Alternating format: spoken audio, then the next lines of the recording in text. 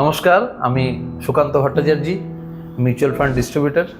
25 বছর ধরে আপনাদের সেবায় নিয়োজিত। আজ আমাদের সাথে রয়েছেন মিস্টার সচিন স্যার। উনি ইউটিআই অ্যাসেট ম্যানেজমেন্ট কোম্পানির ফান্ড ম্যানেজার, ব্যালেন্স অ্যাডভান্টেজ এবং আরও অনেক ফান্ড স্যার ম্যানেজ করেন। তো আজকে এই সুযোগে স্যারের থেকে আমরা কিছু কোশ্চেন করব, আপনাদের কাজে লাগবে।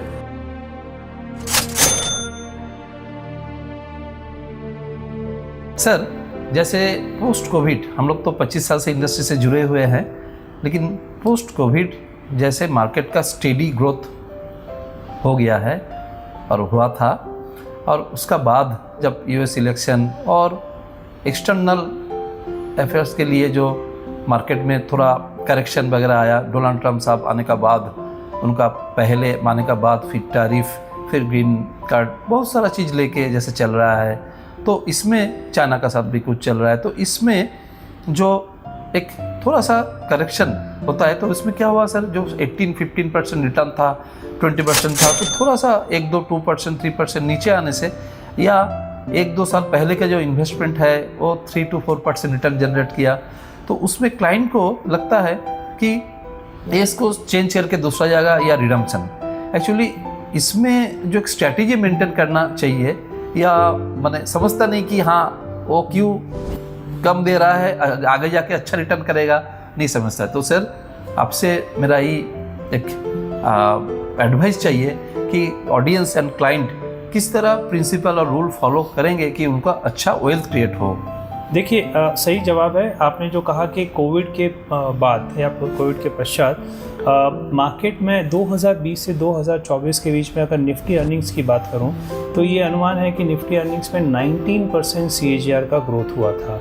उसके बाद 2025 में अर्निंग का ग्रोथ तकरीबन 3% रहा। इसीलिए आप जो देखेंगे कि बीच में मार्केट ने बहुत अच्छे रिटर्न्स दिए, बट 2025 जो हम कह रहे हैं कि कहीं इलेक्शन हुए, उसके बाद कुछ इश्यूज़ हुए, may be India Pakistan issues भी डेवलप हुए थे, बट इवेंचुअली जो हमारा मार्केट है वो अर्निंग्स ग्रोथ पे फोकस करता है। और जैसे ही अर्निंग मॉडरेट हुए, हमें देखा कि रिटर्न में कहीं ना कहीं दिक्कत आई। पर जैसे कि काफ़ी सारे ब्रोकर्स के अनुमान भी हैं कि इंडिया का ग्रोथ रेट अभी भी स्टडी और अच्छे रहने के अनुमान हैं, तो इसे लगता है कि मुझे ये लगता है कि इंडिया का फ्यूचर ब्राइट है और इन्वेस्टर को बने रहना चाहिए। जो आपने एक सवाल पूछा, बहुत सही सवाल है कि इन्वेस्टर कहीं ना कहीं जब रिटर्न कम होते हैं तो संकुचित होकर या डर के मारे एलोकेशन चेंज करते हैं। इसमें एक मॉर्निंग स्टार का स्टडी भी हुआ था कहीं ना कहीं 2022 में। तो उन्होंने हमारे इंडियन म्यूचुअल फंड इन्वेस्टर के बिहेवियर के ऊपर एक स्टडी की थी। तो उनका जो एक निष्कर्ष आया था, आउटकम आया था, वो ये था कि स्कीम के रिटर्न और इन्वेस्टर के रिटर्न में एक अच्छा खासा गैप होता है। वो गैप इसलिए होता है कि इन्वेस्टर एक लॉन्ग टर्म पर्सपेक्टिव से इन्वेस्ट नहीं करता है और बार बार स्विचेस करता रहता है, कभी किसी स्कीम में, कभी किसी स्कीम में।